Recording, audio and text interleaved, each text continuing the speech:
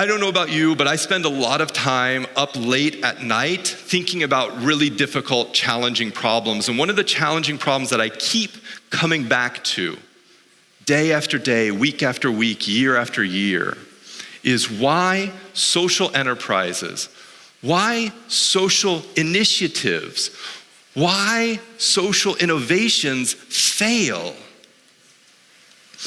And one of the things we know from research, from science, is that social enterprises, these initiatives that are trying to create impact, often lack advanced management skills.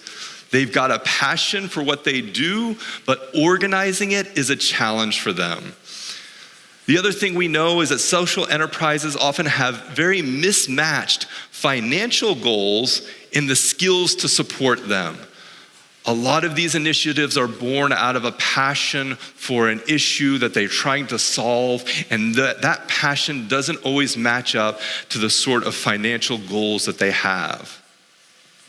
And in a lot of social enterprises struggle in how they demonstrate value to their stakeholders, and especially to their investors and their donors. They want so badly to talk about the impact that they've had on the lives of the people that they've affected, and they forget that investors and donors are also interested in your financial sustainability, your ability to still be viable years and years and years to come, and not just to be a flash in the pan. Now, I know a lot of us understand that social initiatives are innovations at their core. Social initiatives are solving a challenging problem, and that is the definition of innovation.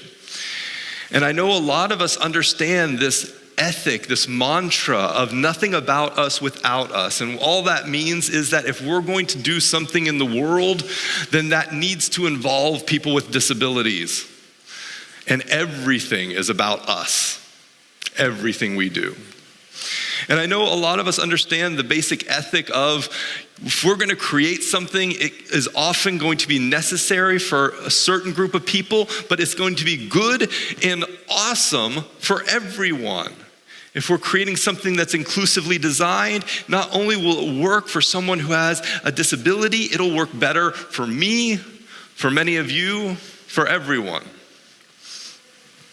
What I think a lot of social initiatives miss is the value that they have, that they're creating, and that value is essential for them to stand out from the crowd. That we cannot operate in silence. We cannot operate behind the scenes. That we have to be front and center in our work to showcase that this is not just something I care about. This is something that matters to everyone.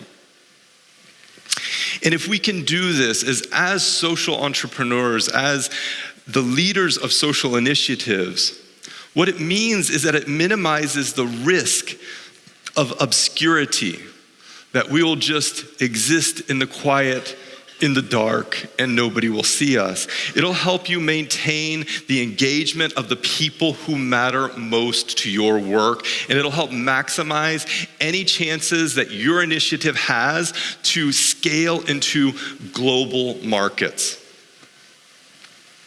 Now, some of you might be sitting there thinking, yeah, Anthony, that's fine and dandy. You talk a big game, but you know what? Every time I meet with somebody from government, somebody from industry, I'm just met with, I don't care. It doesn't matter to me.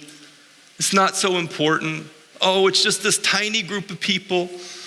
We don't worry about these things. And you're absolutely right. That's a lot of the times what we're met with when we're bringing disability innovations to the world. We are met with pushback.